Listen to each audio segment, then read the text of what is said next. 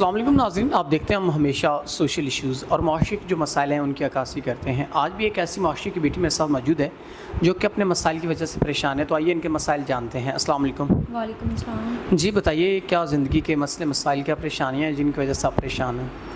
جی سر، میں ایک حافظ قرآن لڑکی ہوں اور میرے گھر والے بھی پردہ عزت دار لوگ ہیں۔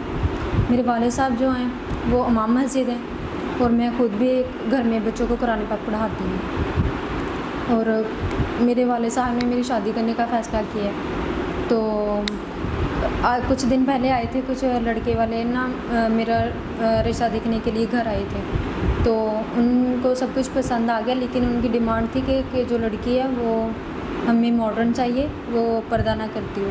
لیکن یہ بات ہمارے لیے ناگوار گزری، تو میرے والدین نے رشتے سے انکار کر دیا۔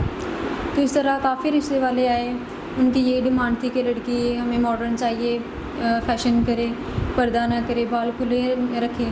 تو یہ سب باتیں مجھے اچھی نہیں لگی، کیونکہ میں مین کہ آپ کے پردے کی وجہ سے آپ کا رشتہ ٹوٹتا ہے۔ جی بالکل۔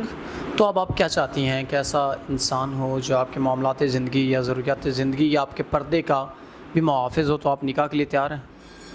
میں چاہتی ہوں کہ کوئی ایسا رشتہ آئے، جو ایسا مرد ہو جو مجھے، جیسے میرے پردے سے کوئی مسئلہ نہ ہو اور میری خواہشات بھی پوری کرے، میرے مطلب کہ پردے سے اسے کوئی مسئلہ نہ ہو، میرا اچھا محافظ بنے، بس یہ چاہتی ہوں میں۔ ناظرین، یہ بہن چاہتی ہیں کوئی ان کا محافظ بنے عزت سے، اور ان کے پردے کے حوالے سے ان کو کوئی روک ٹوک نہ کرے، ان کو پردہ کرنے کی اجازت دے۔